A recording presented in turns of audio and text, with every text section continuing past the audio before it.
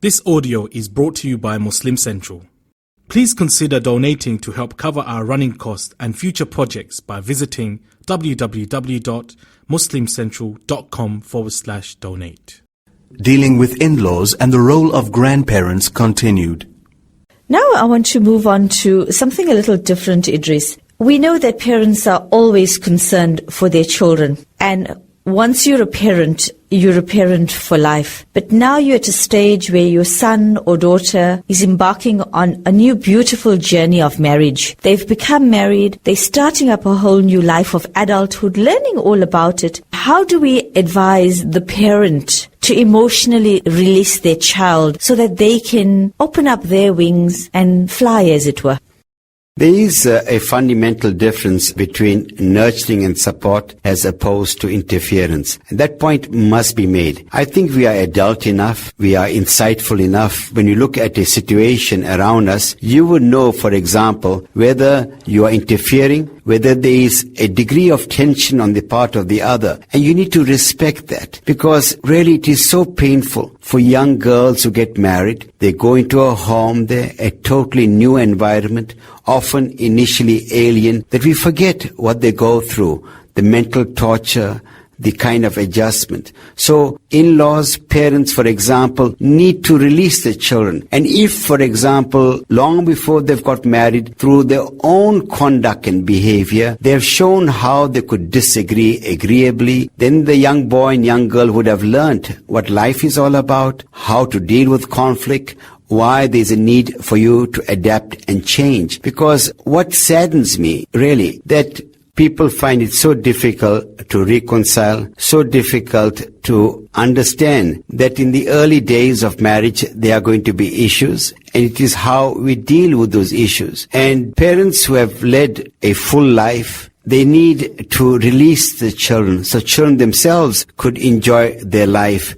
But what must happen is this, that they must say to them, Mommy and Daddy are around if you need our support, our guidance. And in fact, it'll be such a beautiful thing, and I know this happens in some homes, where the daughter-in-law, instead of going to her father when she has an issue, she goes to her mother-in-law. Look at that relationship, because she enjoys a wonderful relationship with her, because her mother-in-law is not subjective, she's very objective. And just the other day, I was counseling a young couple, and they married for a year or so, and the young girl said she's in love with her husband, he's a wonderful human being, but he got into one or two things that made her very unhappy. And she had tremendous support from her mother-in-law. Her mother-in-law said, you have to investigate it. And if my son did wrong, he needs to be reprimanded. He needs to ask you for forgiveness. And alhamdulillah, may Allah bless this young girl.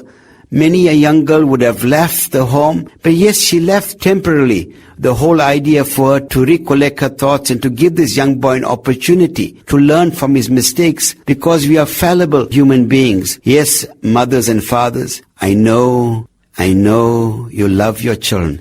If you love them, you'd release them. You'll allow them to grow. Yes, they are young fledglings, but allow them to grow, blossom. Let them learn from their own mistakes, and let them know that we are there for you and they are there for you. So certainly we are saying that dealing with the in-laws does have its challenges, but I'm going to add another dimension. I'm talking here about now living with the in-laws, and there's two aspects to that. There's the boy living with his in-laws, and then the other situation where it's a girl living with her in-laws. Firstly, just living with in-laws, whether you're male or female, what are the challenges? And then specifically for a boy and then for a girl, please.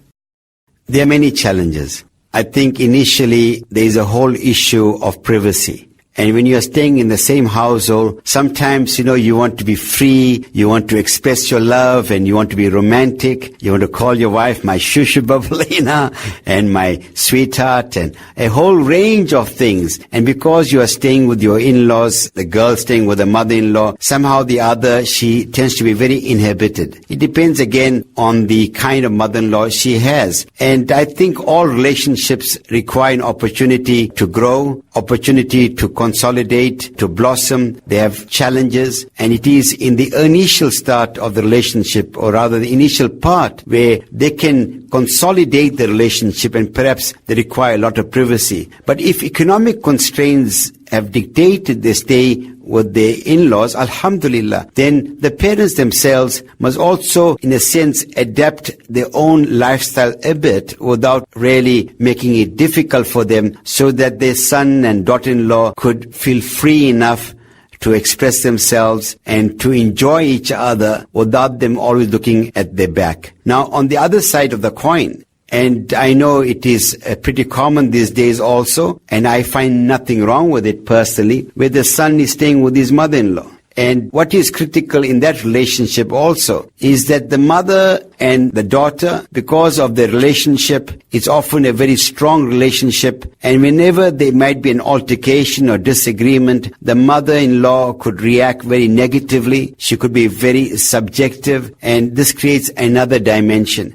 But what needs to happen in both those scenarios that you painted, Shamima, is a whole issue that whenever you have an issue, discuss it in private. When the daughter-in-law comes out from the bedroom, it will not kill her to smile.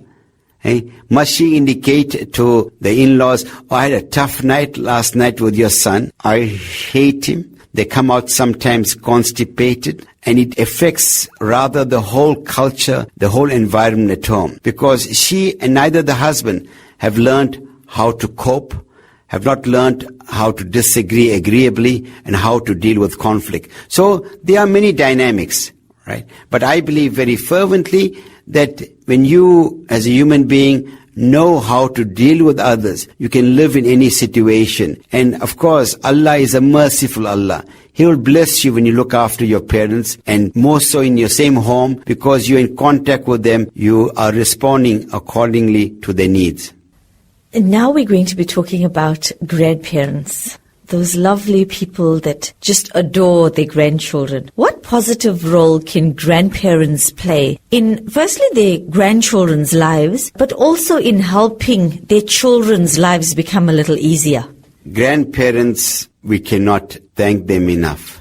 They have the resilience, they have the experience, they have seen many, many things. They have tremendous wisdom which they could share. And there are times when the husband and wife need some space, they want to spend an evening together, they want to go to a restaurant or go to a particular function. The grandparents are there, loving the children, hugging them. Rather, the grandparents are there to look after the grandchildren. In that way, they give tremendous support and also advice. But the downside, and something that we mentioned in passing, the grandparents must also realize that life has become very dynamic. Things have changed radically, and the way we nurture and rear children, it is different from the time when they were children. So many grandparents, for example, tend to have mellowed, and they might unwittingly undermine the discipline. So there must be a kind of understanding. But all in all, grandchildren are blessed when the grandparents are around. Children are blessed when the parents are around.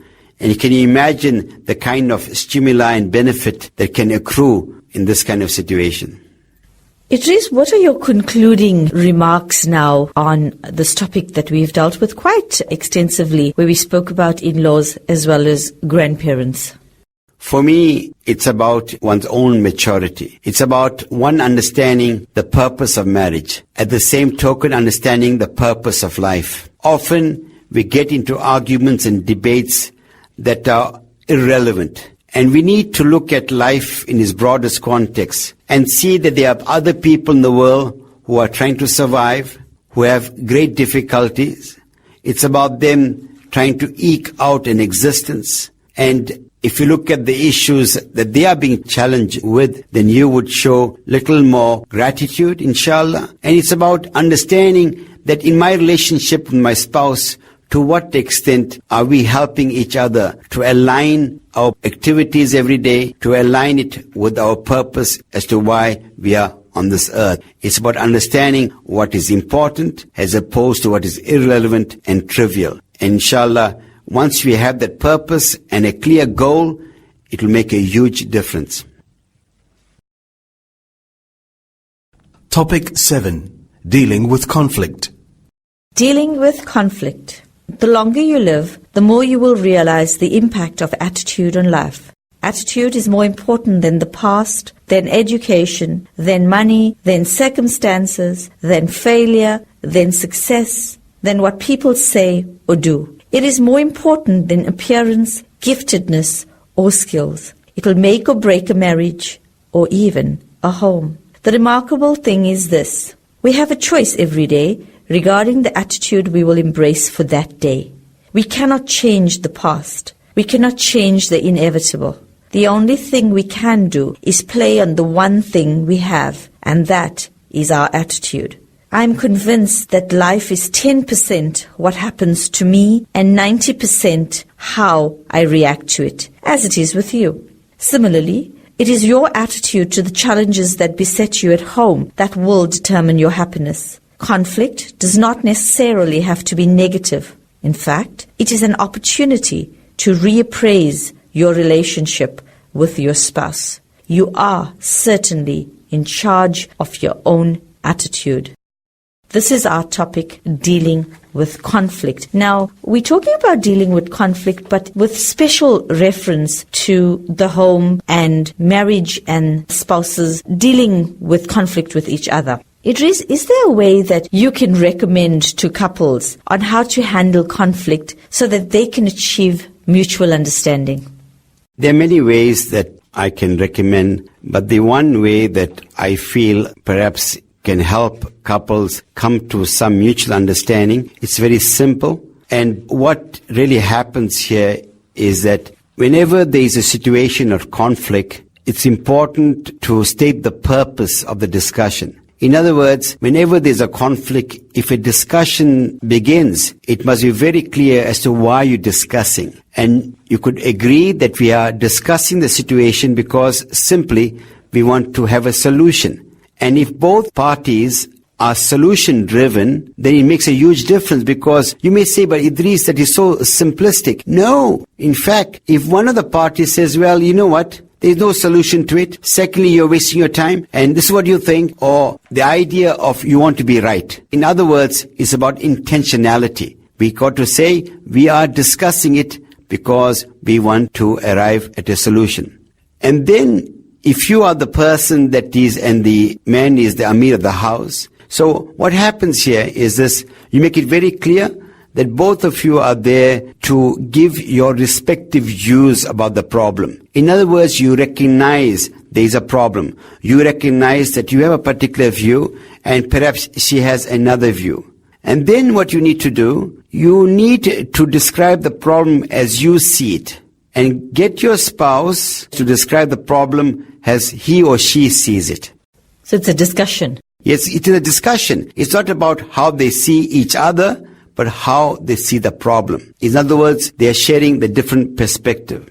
Then the next step that is important is to ask your spouse about what are his or her feelings about the problem, because that is a wonderful thing to do. That will give you a clue in terms of the gravity of the situation, the enormity of the problem, because feelings in the end reflect very deeply the hurt in the heart, and of course, on the positive sense, if there is deep love. Can conflict then be avoided? Conflict cannot be avoided, but it can be managed. Now, the word conflict itself perhaps is a harsh word. I would rather say, can disagreement be avoided? Yes, disagreement cannot be avoided. Long as your disagreement is not based on trivial things and for which you make an issue about it, right? Now, when you are there, and it's very important for you to paraphrase, in other words, put your spouse's point of view in a language of your own understanding so that she understands that you understand. Because often when people are in conflict, people get so emotional, often they are misunderstood. In other words, if your spouse tells you that I'm very upset because you are tardy and those kinds of things, oh, so are you telling me that I tend to be very slow in certain things, I'm not responsive enough? She says, yes. Now you understand it. Because if you do not understand the other perspective, then you cannot go to what is really an appropriate solution to the problem. Thereafter, what you can also do is to give your spouse an opportunity to paraphrase your situation from the way she sees it, to paraphrase it. Now what it does is this brings about, really, Shamima, I find this is magic here, a mutual understanding of each other's perspectives and also what they feel about each other's problems. And this is a nice part of it. Together, they make a list of possible solutions to the problem. Isn't that wonderful? They can discuss the solutions, they can negotiate it, and then what is even more important, that the spirit throughout the discussion must be one of mutual respect. We need to accord dignity. And once you have decided on the solutions, you need to clearly understand the implications of each solution and make a commitment that, fine, we agree, this is what we're going to do from this point onwards. And once the discussion is complete, and do not say, please, I know what you're going to do, you'll forget your side of the bargain. When that happens, it really spoils what could be a wonderful relationship where you could grow from strength through strength. The reality is that a couple are two people of different characters, temperaments, values, coming from different backgrounds, coming together. So there is bound to be disagreement, and I think what you are saying here is how the disagreement is handled is the important thing. So thank you for that. And more importantly, there must be a genuine commitment to the relationship, and that all discussions must be underpinned by love and mutual respect. It is imperative, Shamima, I need to repeat that. It is imperative that the spouses turn to Allah subhanahu wa ta'ala for guidance before attempting to resolve any conflict. So Idris, we are saying yes, there are bound to be disagreements in the home. And I think what you are suggesting is be open to communication, be open to suggestions, and have mutual discussion or shura, as it were, in the home. Now, there is this conflict that has occurred. How would a couple resolve it? And what are other practical advices that you can give the couple with regard to conflict? Firstly, you got to keep your cool, because anger doesn't help. It exacerbates the situation, and you got to reflect and put your finger on the root cause of the problem. Sometimes we are suppressing the symptom rather than finding a cure. We need to look at what are the deep underlying issues. And the other thing is that we need to acknowledge that there is a problem. It becomes very frustrating if one of the spouses feels there is a problem and the other feels, I don't know what he or she is talking about. And in that way, it is quite clear that the other person is either insensitive or unaware. In that regard, Idris, I want you to please just come in here. What is the spouse's then reaction? What is the way forward? I'm trying everything that Brother Idris is talking about in the CD. I've tried going, doing communication with my spouse. I was affectionate. I tried everything, but none of it is working because, as you're saying, he is insensitive or she is insensitive. What is the way forward for this person who is really now desperate? The critical thing, I'm more concerned about the insensitive partner. If, for example, the woman tells her husband, darling, I'm very concerned, I'm in pain. Instead of him being in denial, perhaps he might have been unaware. He said, but darling, I did not know. What is it that is paining you? Speak to me. The assumption is that in a relationship, there is openness and receptiveness. And one of the recurring themes is that we must have a conversation at home. It must not be an interrogation, where one partner answers in monosyllabus. Yes. Is the food ready? Yes. Is this ready? Yes. What about a conversation in which you're able to share your feelings? The other important aspect is that whenever you want to resolve a conflict, you must set up a proper time. To set up a time before meals when the couples are hungry. They say a hungry man is an angry man. The other thing is this. You need to focus on the current problem and you got to be solution driven. You can't say, there are no solutions to this. And in part of your discussion must be, there is no name calling, no blaming, and no finger pointing. And we need to understand and remember, the real enemy, Shamima, is shaitan and not your spouse. Put your ego aside and be objective when discussing your problem. And finally, we need to remember that those who forgive, forget and pardon others are considered from the pious ones, from whom Allah has prepared a great reward, a paradise whose width is as large as the heavens and the earth. Next, I want to move on to how you can keep stress from undermining your marriage. There are 3 specific ways that stress has a negative effect on marriage. It saps us of the strength we need to renew our love. It turns us from allies into adversaries as we blame each other. And stress makes us hostile competitors for each other's sympathy. Now, Idris, stress is certainly a reality in every home. There's no way we can say, you do X, Y, Z, and stress is going to be gone away. Stress, we know, does undermine a marriage. It does affect a marriage. It puts lots and lots of stress on a marriage. How can we avoid getting into this vicious cycle? I agree, Shamima, that stress plays a very significant role when it impacts on relationships, be it in the workplace, be it with your friends, and most significantly in our homes. And life is indeed very stressful. It is stressful. We find that people firstly need to understand that they are under stress. They need to manage their time. They need to look at other ways, perhaps some kind of recreation, so that they have what you call a complete, comprehensive life, so that the primary relationship, which is that of the spouse and of course the children, doesn't suffer. Amongst the other things that needs to be done, the spouse needs to take time to what I call to decompress. When he comes home, instead of the wife coming to him immediately making demands, give him a chance to decompress, to uncoil, for him to relax and unwind. In that way, he'll be able to rejuvenate himself, be able to restore calmness, so that he'll be able to respond to the needs of the home with a lots of energy, because life can be very challenging.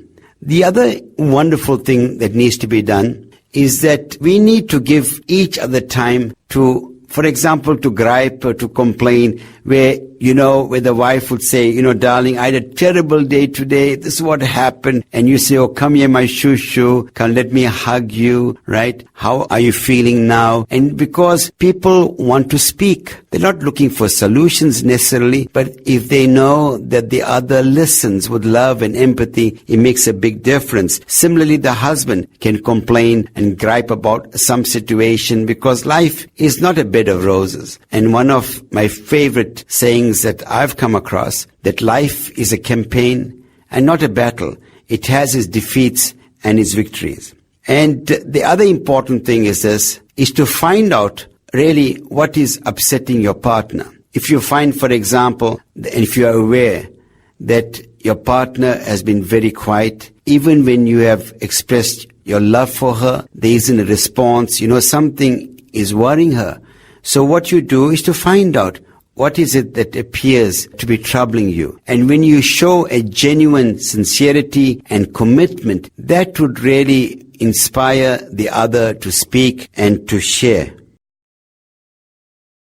Idris, coming back to that point, by asking what is troubling a partner, sometimes it could be a stress as simple as, I've got 5 things to do. I've got to go and bath the children, and then I've got to prepare dinner, and then I've got to read my salah. Can a partner not actually help to reduce the stress of the other by helping with certain things if chores have suddenly become a stressor in the home? Of course, that needs to be done. One would expect there is a kind of sensitivity and responsiveness. But the thing is this, if you are not going to speak, your partner, I'm not a mind reader. I have no idea that what goes on in that mind. I'll make certain assumptions and I might be wrong. So then it is your responsibility to share what's in your heart, because one of the recurring themes always is revealing and healing. That is our point on communication again. Absolutely. Now, the other thing is this, that we need to recognize that people have different ways of dealing with stress. For example, your spouse, your husband or your wife may say, I need a little time for myself. Give that person the opportunity. You mustn't impose your solution to her. If something helps her, allow it to happen, because it will really contribute to regeneration and growth. The other thing that often people really misunderstand is they often take it very, very personally. And do not say, oh yeah, I know you're grumpy, you're always preoccupied, and one goes on. And it's quite clear, you have not understood your partner, neither have you understood the situation.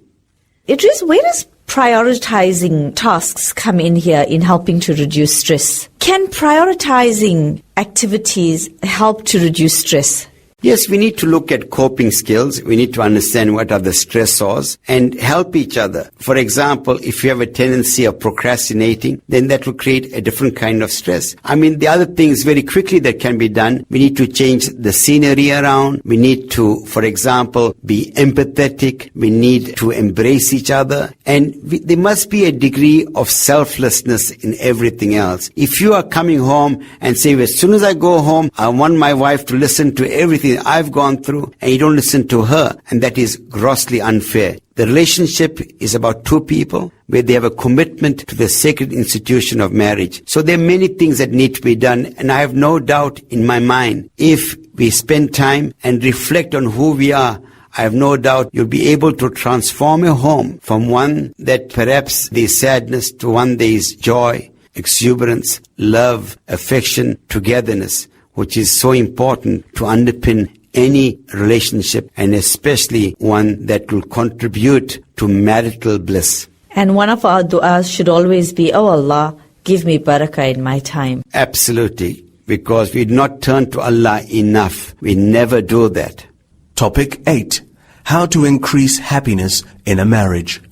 Ways to increase happiness in marriage. The young and excited bride and groom-to-be, ecstatic about the upcoming wedding and marriage and the joy that it will bring. 3 to 6 months later, reality has set in, and both spouses realize that marriage takes a great deal of effort and patience. What we're going to discuss with you now are tips for both husbands and wives to help make the task a little less daunting and to increase the many rewards that are possible in such a marvelous and complex relationship, inshallah. Idris, we're going to do this segment in this way. I'm going to read you each tip on how to increase happiness in the marriage, and you inshallah are going to just explain it further, perhaps giving us certain examples as well. The first one says, enter the marriage with the right intention and renew this often.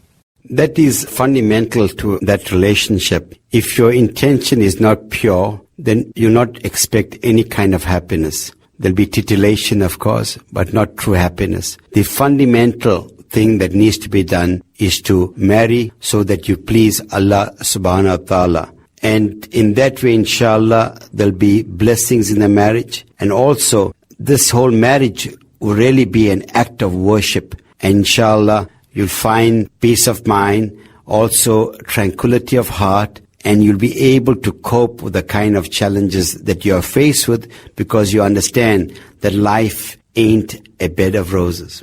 Number 2, remember that your spouse is also your brother or sister in Islam. You know how often, for example, we treat so many people with kindness because we say they are ummati of Nabi sallallahu alaihi wasallam. We treat strangers with kindness.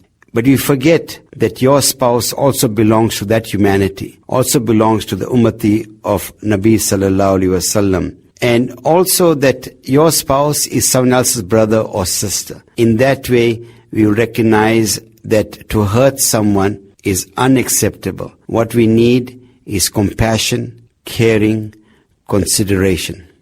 Tip number 3 on how to increase happiness in marriage. Do not hold unrealistic expectations.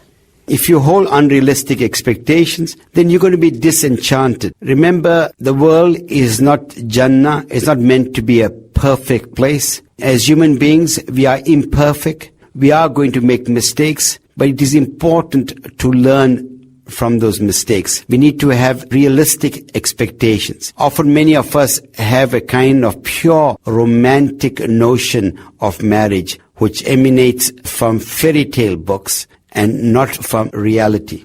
Number 4, emphasize the best in your spouse. That is so critical. We tend to often highlight the concerns and shortcomings. If you look at our spouses with new eyes, you'll see they have some wonderful qualities. Emphasize the best, recognize it, applaud it. Inshallah, that will also inspire your spouse to respond to other areas with alacrity, enthusiasm, and with purpose. Be your mate's best friend. Yes, I like that. I just like that. And I see Shamima is shaking her head vigorously in affirmation. And we saw this really in our Nabi sallallahu alaihi wasallam when he got the first revelation. And what he did, he ran to his beloved wife to get into her arms where she comforted him. And if we are able to make our spouses our best friends, that will make so much of a difference. We tend to share many things with people outside our home. We are excited to be with people, but somehow or the other, this excitement that should be double in our homes, in many of our homes, it is not there. Number 6, spend quality time together. Yes, we often, some of us appear to be philanthropic, we are generous at heart and whatnot. And the time that we spend with each other is not quality time. It's time many of us spend having an argument. We are not discussing things. We are not sympathetic. So my recommendation is this. Whilst you are together, enjoy each other. Be with each other. Celebrate each other. Number 7, express feelings often. I like this. To tell your spouse, my darling, I love you. These are my feelings. To talk about that. Because what it does really, it reinforces the relationship, and more than anything else, it strengthens it. In that way, what it also does is you are essentially saying that, you know what, you are important, you are critical, and I love you. Number 8, admit to mistakes and ask for forgiveness. If we can only do these 2 things, to say, you know what, I'm sorry, I made a mistake, please forgive me. Simple. But no, many of us, it's like a titanic struggle. If I say I'm sorry, then I'm showing my weakness, and I'll have an argument until I win it. And that's important. Forgiveness is so critical. The quicker we learn to forgive, it will avoid all the pain and hurt. Number 9, never bring up mistakes of the past. And really, as Muslims, it is not recommended that you dwell on the mistakes of the past. I jokingly say in many of my programs, somehow or the other, we have memories like elephants. We say, but did you not recall 5 years ago about the same time at 9 o'clock in the morning, you said this. 2 years ago at mummy's place, you did this. We go on and on. It shows quite clearly. It reflects more about you. Let us forget the past. Let us move on. Because in the end, if you're going to be stubborn or dogmatic, in the end, not only your spouse will suffer, you would suffer. And the sacred institution of marriage would crumble. As long as we try not to make the same mistakes again. Absolutely. Number 10, surprise each other at times. Maybe, for example, if you tell your wife, hey, my darling, my shusha bavlina, tomorrow night I'm going to cook you a lovely meal. She'll be surprised. I pray she doesn't die of shock, but she'll be surprised. The whole idea of surprises is to spice up the relationship, is to bring about the excitement, to create a kind of renewed interest, to rekindle the passion and the love. And our final tip on how to increase happiness in your marriage and your home, inshallah, have a sense of humor. Yes, I know life has many challenges, but if we have a sense of humor, it could make a huge difference. Why? Of course, there must be laughter in our homes instead of always dwelling on pain. Idris, you've given us very constructive advice, alhamdulillah. Now, throughout the series thus far, we've been talking about togetherness, we've been talking about love in the marriage. Are there different kinds of love? I was surprised when I first read about this. To many of us, we speak about love is something that appears so nebulous, something so hazy. And in fact, I learned there are different kinds of love, and each one of that kind of love, it is so critical in a marital relationship. The one love that I'd like to highlight, and inshallah that we'll talk about it, is what I call forgiving love. Then there is serving love. There is persevering love. There is guarding love. There is celebrating love, and the other one is renewing love. Idris, you've identified 6 different types of love to us. I'm going to ask you just now to expand on them, but why are these so important?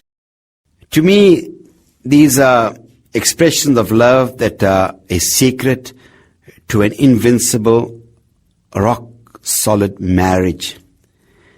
And when you put this into practice through the mercy of Allah, you will really shield, I believe, Shamima, your marriage from the ravages of distance, disconnect, discord, and emotional divorce. The first one I want to go to is forgiving love. Okay, we understand the element of forgiving, but how do the two come together, forgiving and love? You see, when you truly love someone, you learn to forgive.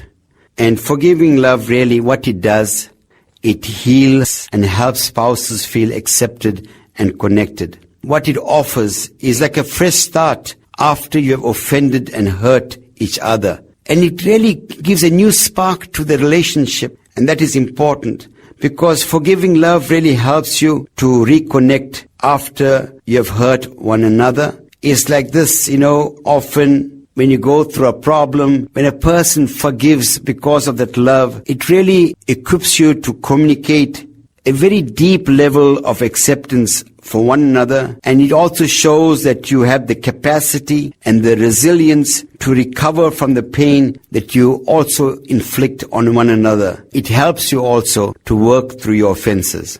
The second one you identified was serving love. Can you describe that aspect for us, please? Serving love discovers and meets needs, and it really helps the spouses feel honored and understood.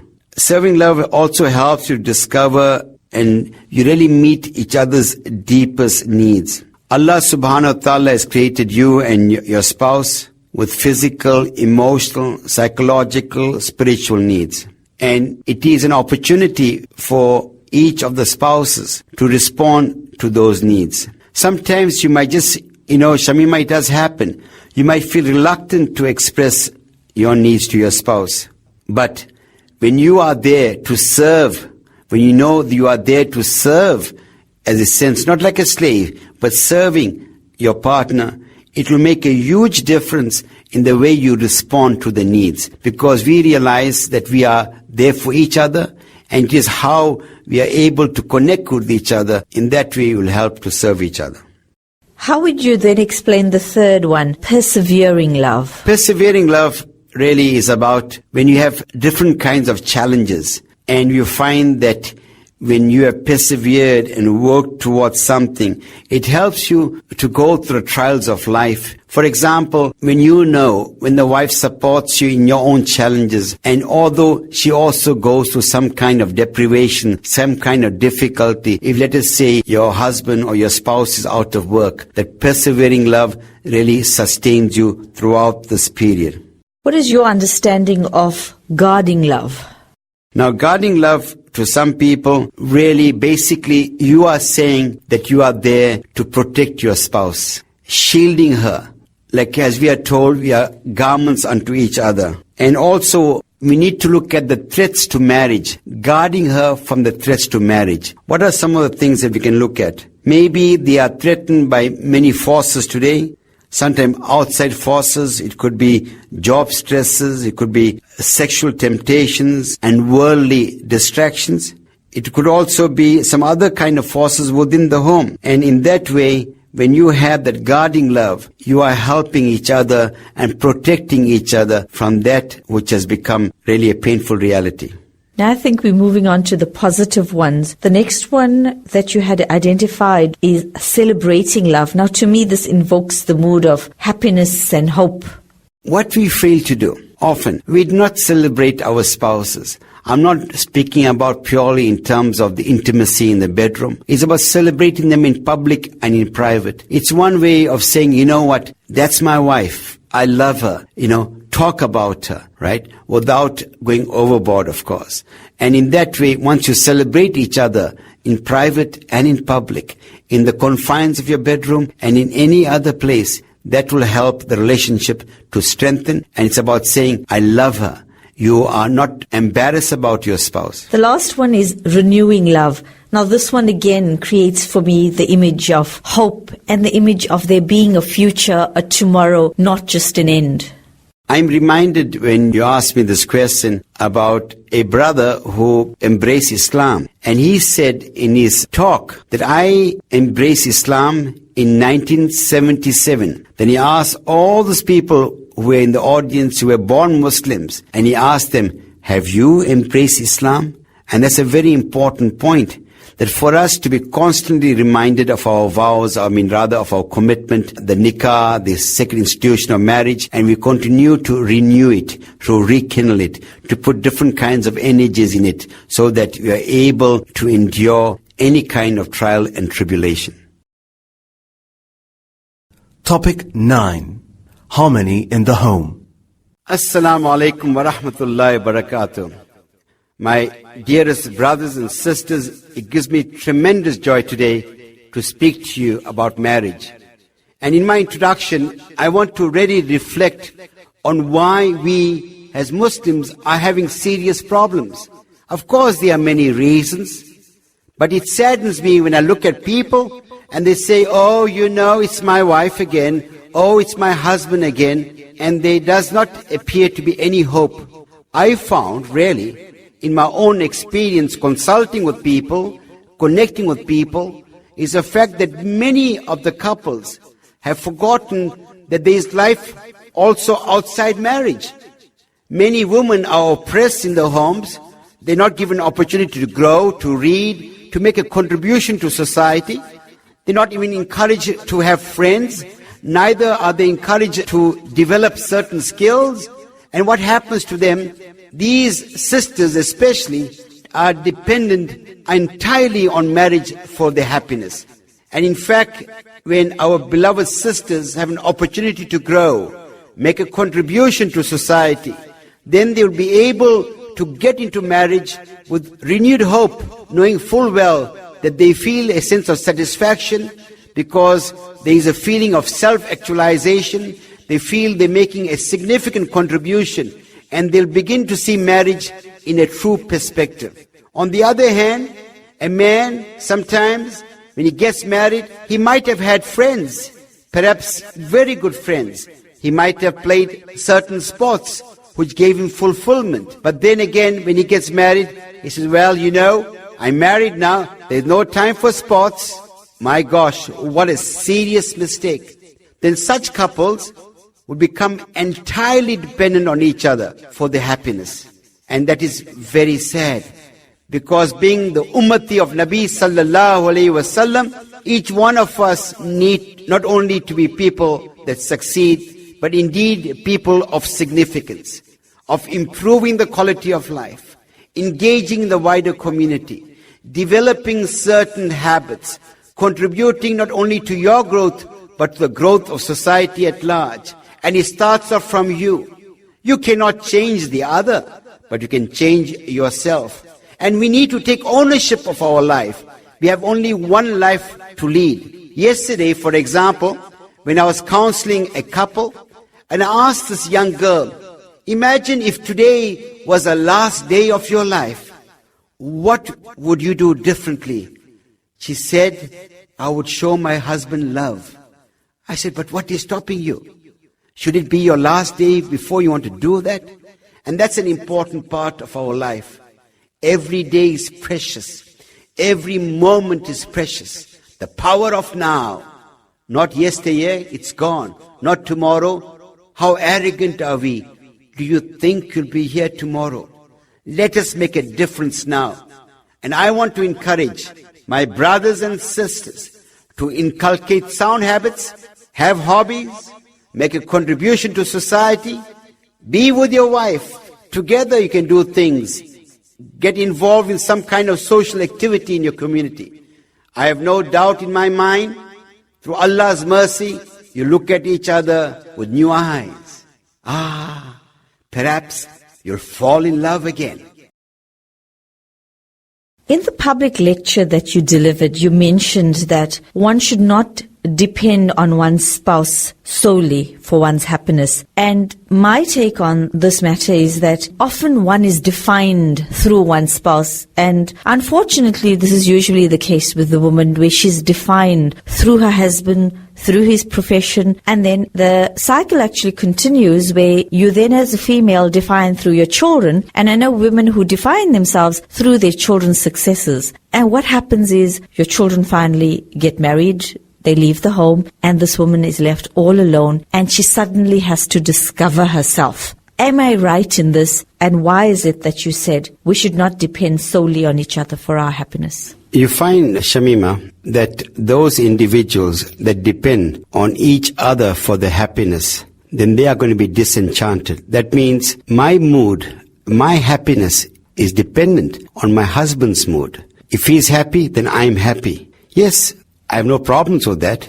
But surely you also want to be happy because of who you are. You want to be happy also because of the kind of contributions you're making in society, the kind of things that you do in the absence of your husband that gives you fulfillment. I'm not diminishing that your marriage itself is a very critical part of your life, but your marriage itself should not define you. Of course, there are rights and responsibilities that go together with any marriage. And I found, as I was indicating in my public lecture, that many individuals have many levels of frustration. And they would say, for example, why are you unhappy? Oh, my husband comes home angry. He gets upset. Oh, he's erratic in his behavior. Oh, he does not speak. Now, can you imagine this in a home where the wife has no interest? Her whole life revolves only around her husband, not interacting with the neighborhood. She has no personal interest, and her happiness is dependent largely on the mood, the capriciousness of her husband. On the other extreme, can you imagine the life of a woman who leads a full life, is engaged in the community, has hobbies, might be even working and making a contribution, feeling a sense of self-worth? Then you'll find that relationship itself is far more secure and strengthened. There are no insecurities, where there is mutual respect, and you are respected for who you are, and you're not respected for the fact that you are the person that is a breadwinner, or that you got a profession and I did not have one. And that is so important, that if only we as parents understand that if we want to leave any kind of legacy, we got to empower our children, make them feel worthwhile, that they too can make a significant contribution. If our conversations at home are going to be petty, are they going to be narrow, and it's about little things, then your children themselves will not aspire to do great things. Idris, you are saying to me that each partner in a relationship needs to be an individual. They need to work together, but also need to have some sense of self. What are some key habits that each partner needs to have in order to keep the togetherness, but also maintain their individuality? Shamima, what I'm going to share with you, amongst the many habits I came across in a book, the title of the book is, Who Will Cry When You Die? And that title to me is very evocative. And immediately when I read the title, I began to reflect on my own life and ask myself whether I'm touching the hearts of people I interact with, whether I'm telling the people that I love them. Whether they respond or not is unimportant. But what is important to share that love, because someday when they look back at their own life and they'll say, yes, indeed, he told me that he loves me. So similarly, what we need to do to leave a legacy, we need to do certain things. And Islam is about action. It's about imperatives. It's about doing. Yes, we need to reflect on life. And once we have reflected on life, you realize that reflection itself is not enough. It must be followed by action to do things. And some of the key habits that I want to suggest in terms of developing the self that will give you positive self-worth, that will also enrich you in your relationship with your husband, where, for example, you'll be able to deal with day-to-day trials and tribulations with composure and with flair and, of course, with confidence. The first one I refer to is discover your calling. Now, each one of us are living in society, and each one of us needs to understand that all of us have a role to play. And we need to look into ourselves and ask ourselves, what is the role that I want to play? A role in which I can leave a legacy. A role in which I can enrich the lives of other people. And I'm emphasizing that because this is especially for our sisters. They too need to discover their calling. Your next habit that you mention is maintain your perspective. I think you're saying become focused. Very important to become focused. Often in a marital relationship or in a marriage, there are trivial things that impact on the marriage. They're not substantive issues. They're not issues that should depress you or to make you angry. So we need to maintain your perspective. We need to understand that in life we have a purpose. And if we are going to quarrel about little things and forget this perspective, it's a problem. At the same time, to see it from the perspective of your spouse. How will talking to oneself be a good habit? Because all the time we need to encourage ourselves. We need to make sure the thoughts in our mind are positive and say, yes, I will be happy. I can do it. I can make a difference. Because once you indulge in that self-talk, it can help you to develop far more positive habits and to have positive relationships. Often our mind sometimes is filled with negativity. When you feel, especially when you have low self-esteem, you feel inadequate and insecure. So your mind must be filled with beautiful things, because when you have a beautiful mind, inshallah, your actions also would be beautiful. Developing the habit of silence would actually get you to be able to listen? Not only listen, but also to ensure that you think before you act. And silence is beautiful. What happens often when there's marital problems, there's too much of talking, but no one is listening. Once you listen, you'll begin to have an empathetic understanding of your partner, because silence is something that can bring about tranquility and peace of mind. Laughing. How is that a good habit, and what does it do to improve a relationship? You know, when you visit many homes, you look at them. The man looks so depressed. The wife is also depressed. And when you ask them, when did you last laugh? They cannot remember. To have fun with each other. You should bring joy to each other. Sometimes you can just laugh. It doesn't have to be a joke. Just to laugh. A spontaneous laugh. And sometimes you could burst out laughing and giggling, and your husband responds the same way. We do not do enough of that. And what does laughter do? Laughter lubricates life. Laughter eases the tension. Laughter also gives you a kind of perspective. I've seen, for example, there are people that are only serious all the time. They'll go for a braai, they'll have deep, profound political discussions. They forget to engage each other, connect with each other. All the time it's serious business. They have not understood that there's a place for laughter and, of course, a place for tears. What effect would writing of little notes be? It's so romantic. Even, for example, that you are away at work, sending an SMS and telling her, I'm thinking about you. I love you. And when she responds immediately, wow. You say, wow, look at her. And she says, I love you too. I'm for you and you are for me. So need to be creative in what we do. How wonderful it is, for example, when your husband is going for a weekend off, and then when he opens his bag and there's a note from you, my darling, I'm thinking about you. Isn't that beautiful? The earlier habit we spoke about learning to be silent, and the next one, keep your cool. To me, they seem to be related. Yes. Now, one of the things that we need to do, if we are going to be angry, then we're going to fight fire with fire. And we need to keep our cool. How often so many things are done out of anger. And when things have abated, you ask for forgiveness. Say, darling, my sweetheart, my shushubablina, I'm so sorry. I should have kept my cool, but the damage is done. Our Nabi sallallahu alaihi wasallam has reminded us with words to this effect that it's far worse to break the heart of a believer than the Kaaba. The Kaaba you can rebuild. Practice forgiveness and stop condemning would be an effective habit. How so? You see, forgiveness is so important. Whenever there's a conflict, a shaitan plays his role. Shaitan tells you, I win the argument. Do not forgive. Then you say, but I forgive you, but I'll not forget. By you forgiving, it makes a huge difference.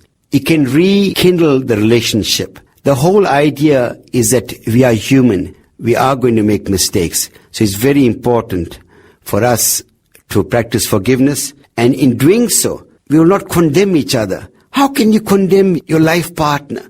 What are you doing? Really, in condemning her, you in essence condemning yourself. And if you recall also one of the other habits that I mentioned, rather one of the other habits that is also there, the action habit.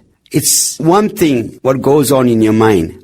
By you doing things, by following up your love with some action, there mustn't be a disparity between what you tell your spouse and what you do. At the point that we heard together the other day, Shamima, if you recall, it says it is easy to make a promise, but difficult to keep it.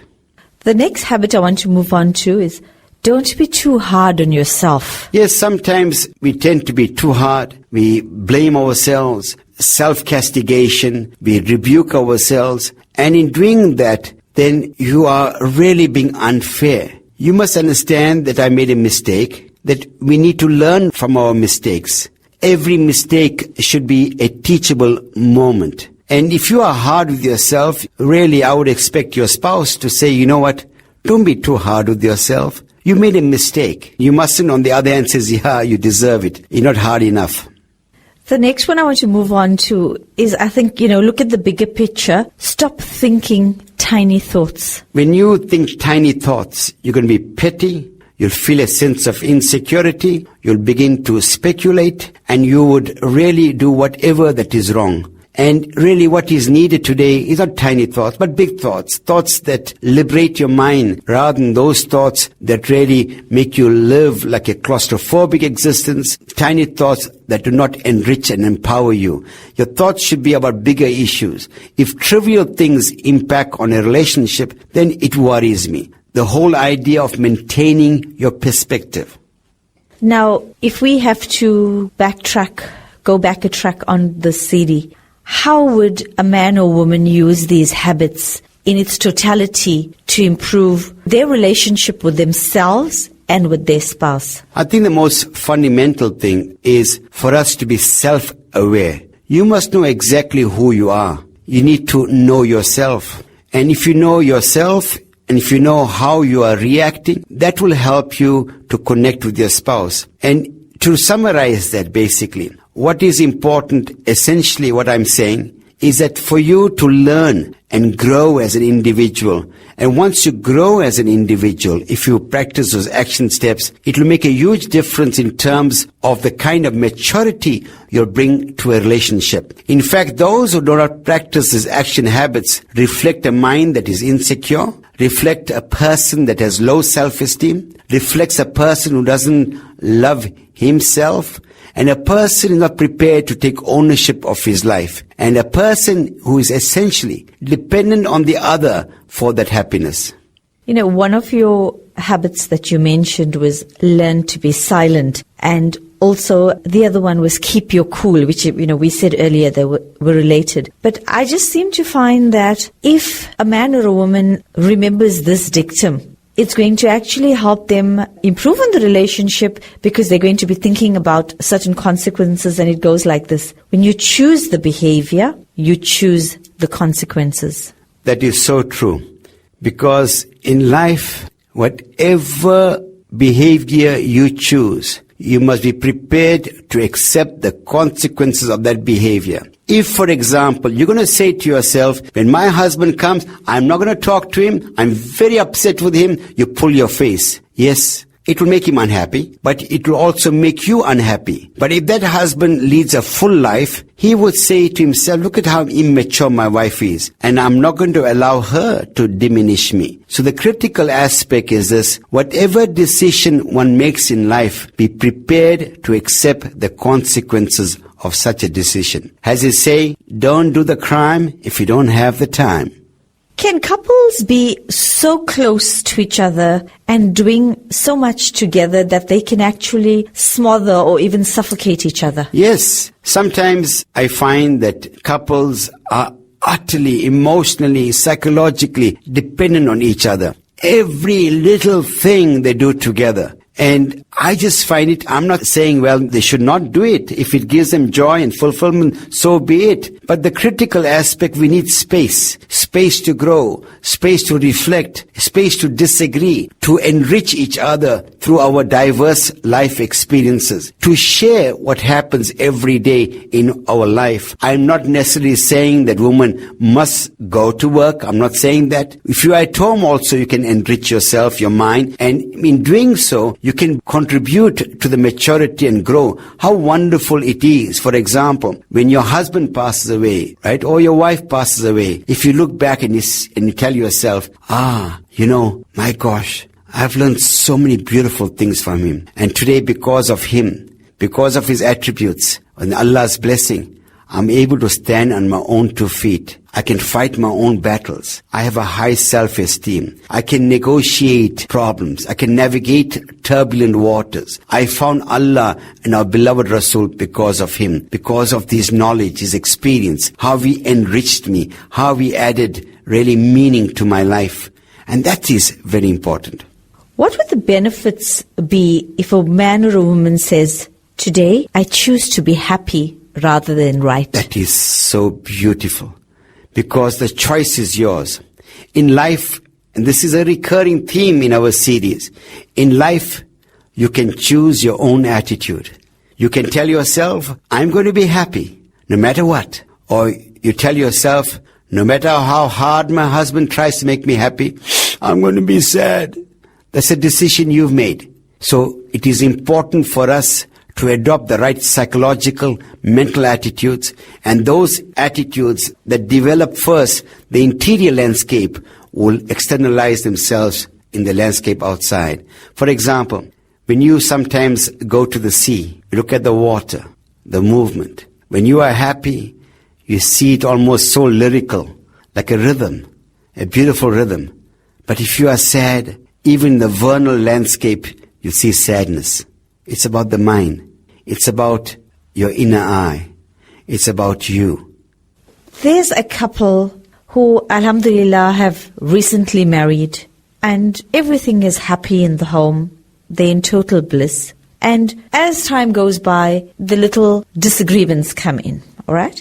And after listening to the CDs, the couple have decided, yes, we are doing this right, but here's our problem areas, our gray areas. We want to improve. I seem to think that this is what they should be doing. The couple need to look at what they've been doing right in their relationship thus far and continue with that. Then find one thing per day which they can improve. Because I just seem to think if they're going to say, this is wrong, this is wrong, this is wrong, this is wrong, it's so overwhelming that there's no hope for this marriage. But if I choose one thing per day, can this couple not gain more and say, okay, today we're going to work on this or that? Maybe give us a scenario first and then a way forward. Okay, Shamima, what you are referring to is the incremental effect of little things. You start off taking small steps, little steps. Now, if you look at ourselves, none of us are infallible. There are many things that are wrong with us, many shortcomings. And we need to look at those little things that are niggling, that are impacting negatively on the relationship. And what must happen, you need to recognize that and ask your life partner, please help me with this. I tend to have this particular problem. To give you a real life scenario, for example, the wife might tell the husband that every time, for example, I look at your mother, it's a big thing actually, I just get so upset. And I don't want to be upset. She's your mother. I know you love her and you should love her. I have my issues with her. But whenever she comes home, I find it so difficult to handle myself. I don't want to be rude. Help me, please. Now, you can adopt this approach. Don't ever be rude to her. On the other hand, you try to understand the underlying cause of that and help her with those things. They appear little, but they'll contribute largely to that happiness. So, what needs to be done? It doesn't have to happen overnight or a period of time. But if self-improvement is your motive, it makes a huge, huge difference. Of course, the example I took is a major example. There are also other examples one can talk about. For example, maybe there's a tendency for the husband who, when he's talking to his wife, appears preoccupied. And she honestly feels that when I try to talk to him, he doesn't appear to listen. And he insists that he listens. Right? But then you request, no, darling, I would like you to listen to me. You say, help me. I just tend to get preoccupied. He says, okay, will you do the following things for me? When I look at you and talk to you, would you kindly look back at me so that I know? Give me that message that you care. Surely you can do this at least as a start. So it's about building. It's about the cumulative effect on building things. If any one of the life partner is dogmatic and stubborn, you say, hey, I'm not prepared to change, you take what you get. What you see is what you get. And therefore it's very sad, and I'm so glad, Shamima, you're referring to this because I'm connecting to something else. I find generally in workshops, parenting or marriage, who attends? Largely the women, largely the females. And the reason, the man says, you got a problem, you go for those workshops. You got a problem, you go for the parenting. They are your children. They have forgotten it is a partnership. And what we get out of a relationship depends largely what we invest in it. You can't sit back and expect things to happen. You mentioned, saying to your husband that I want you to look at me when I talk to you. Usually what happens in any relationship, whether it's with friends or even here we're talking about spouses, usually the discussion comes up after a big fight that, you did that and, last week you did that and the week before you did that. What you are saying is when a small something happens, address it in a loving manner before it becomes a large issue. Absolutely. Because it is really when little things are ignored, then it culminates into bigger problems. Then it starts off with perhaps a little bit of irritation, then anger, frustration, and then exasperation. Then it starts off with indifference to the partner, to the point of defiance and condemnation, to a point in which sometimes people look like a stone wall. There is absolutely no communication. There are 7 steps toward attaining bliss in any relationship, and they are the following. Know where your relationship is. Get rid of all the myths, which is the wrong thinking. Blow the whistle on your own negative behavior. Have personal relationship values. Connect with your spouse. Manage the relationship. And finally, ensure that your relationship is underpinned by Islamic values. Now, to me, everything that we've discussed thus far in all these CDs is encompassed in these 7 steps. Give me your evaluation, please, on these 7 steps. If you look at the first one, know where your relationship is. The whole idea is, if your relationship is at point X, is it at a desirable place? If not, why not? What are the things that are holding back the relationship for it to flourish? Where do you want the relationship to be? And remember, it is not the work of a single individual, but it is the work of both the husband and the wife. When one person says something, the other reciprocates, and vice versa. To say, you know what, we can make it happen. But if you do not know where the relationship is, then it shows me that you're not reflecting on it, you are not analytical. That means you are taking your life partner and the marriage for granted, because it'll be a very sad day if you marry for 25 years, 30 years, 40 years, and you would expect every day to be a happier day because of a understanding of the other. I recall some years ago, I visited someone that I know, someone whom I respect. I known him to be a very active individual, a contributor to society, and he went through a little lean period when he wasn't well. And it was so emotional to see his wife, his life support, the woman that gave meaning to his life, who, whilst he was eating, she was feeding him. It was so emotional to see this connection, to see, for example, on the one hand, me being there perhaps It might have eroded his manhood, because now there's a kind of dependence on his life partner.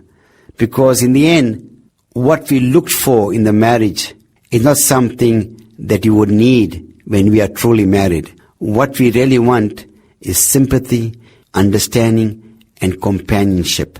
So similarly, we should know where the relationship is if we want it to grow. So these 7 steps, if one has to follow it, understand it, follow it, apply it in all circumstances, then what you are saying is, yes, we can all attain bliss in our marriage. Absolutely. And if you go on to the second one, to get rid of the myths, the wrong thinking. Now, if you think, for example, that, you know what, for one to be happy, one has to have a perfect partner, for example. If you're going to have that attitude, you're never going to be happy. So you need to ask yourself, what is it that is wrong in your thinking? And in that way, you'll be able to get rid of the myths, because the myths themselves will hold you back. If, for example, you have this pure romantic notion of life, that life is all about that, then your view of life is jaundiced, because it goes far beyond the kind of myths that you are exposed to. Then the other aspect is this, that you need to be critical about yourself. I mean, you should know what I'm doing is wrong. Then you need immediately, before it exacerbates and compounds into a major problem, you said, no, what I'm doing is wrong. My tone of voice is wrong. What am I doing? And then you change accordingly. You need to manage yourself before you expect to manage other people. The other critical thing that very few people do, Shamima, is to have relationship values. For example, you could say that in our home as couples, we'll decide the following things are critical. Our values are about sharing our love, sharing our pain, about communicating. You decide what is important to the couples. And once you do that, then you'll find your relationship is authentic, because both of you have contributed almost to the credo or the creed, as it were. And then the last 2 or 3 rather, you need to connect with your spouse. When you speak, are you speaking from your heart? Are you connecting with the heart?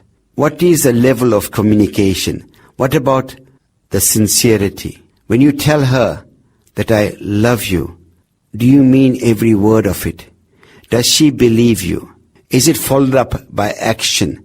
And you need to connect. Only when you connect with your spouse, then there'll be trust, there'll be love, and there'll be commitment. The other thing is to manage the relationship, because a relationship is not something that is static.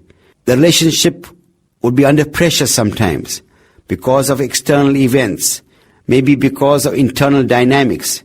So you've got to manage it. And one of my friends often speaks about this.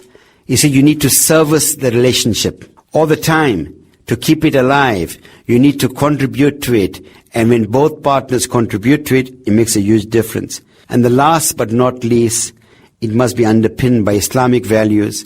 We need to look at the Quran. We need to look at the eloquent example, Nabi sallallahu alaihi wasallam, and the examples of other Sahaba and the prophets of Allah have shown us how to deal with marriage and how to deal with conflict. Idris, having engaged you on the topic of the dynamics of marriage, you've shared so much with us, alhamdulillah. And what has come out of this set of CDs is the fact that yes, there is hope. There is not just a story of doom and gloom. You've shared with us basic habits, you've shared with us rules, simple things that we could do. And I'm hoping somebody's going to say, but I knew that, but I just wasn't practicing it. Oh, that's so logical, because whatever you are saying are logical habits that we can do. It's not something really, really way out. So I'm hoping that little bits can be done at a time, inshallah, for each and every person to be able to improve their marriage, because I think there is not a soul on earth who can say, my marriage is perfect and there's nothing I can do to improve it, because then that is a static marriage. Now, having said that, your final concluding remarks to a man or a woman who is really looking for that final bit of advice? Shamima, for me, it's about not being a spectator in your life.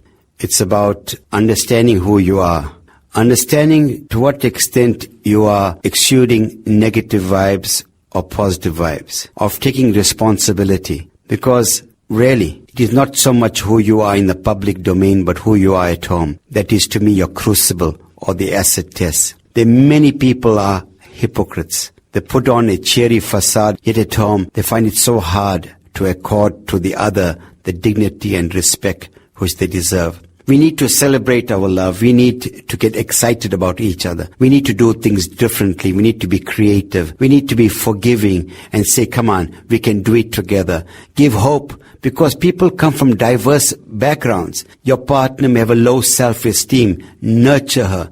Give her strength. Help her to become more resilient, and vice versa. If you can do that to each other, that will make a huge difference. Of course, we need to understand the Quran and the Sunnah of Nabi sallallahu alaihi wasallam. And I say to each one of you, come on, what will it take for you to forgive? What will it take for you to ensure that your relationship is dynamic? My dearest brothers and sisters, like all journeys, our spiritual journey together has come to an end. Your journey now begins. But there are some ingredients that are indispensable for your journey to be a pleasant and happy one, and this is what they are: nobility of intention, understanding respective roles, compassion and commitment. We've gone through a beautiful journey together where we discussed the dynamics of marriage today. We are at the tail end of our CD, inshallah, where we discussed how you can bring harmony into your homes. This is in essence a culmination of all the beautiful things that we have picked up together during this spiritual journey. All of us want harmony, but harmony in our homes will be elusive if the partnership between the spouses was not a dynamic one. Yes, indeed, to have happy married days, make a fresh start each morning. It is not enough to say, I love you, and not follow it up. You have to do both. It is imperative that you and your spouse become acutely aware of your own contribution to any situation or conflict. But it is more important for you to be conscious of the contribution you can make in making the home a sanctuary. Finally, Idris and I are sure that all of you are going to take a quantum leap and use all the advices given in the series of CDs, inshallah. Smile.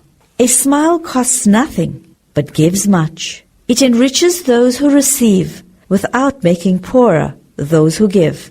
It takes but a moment, but the memory of it sometimes lasts forever. Nothing is so rich or mighty that he can get along without it, and none is so poor but that he can be made rich by it. A smile creates happiness in the home, fosters goodwill in business, and is the countersign of friendship. It brings rest to the weary, cheer to the discouraged, sunshine to the sad, and it is nature's best antidote for trouble. Yet it cannot be bought, begged, borrowed, or stolen, for it is something that is of no value to anyone until it is given away.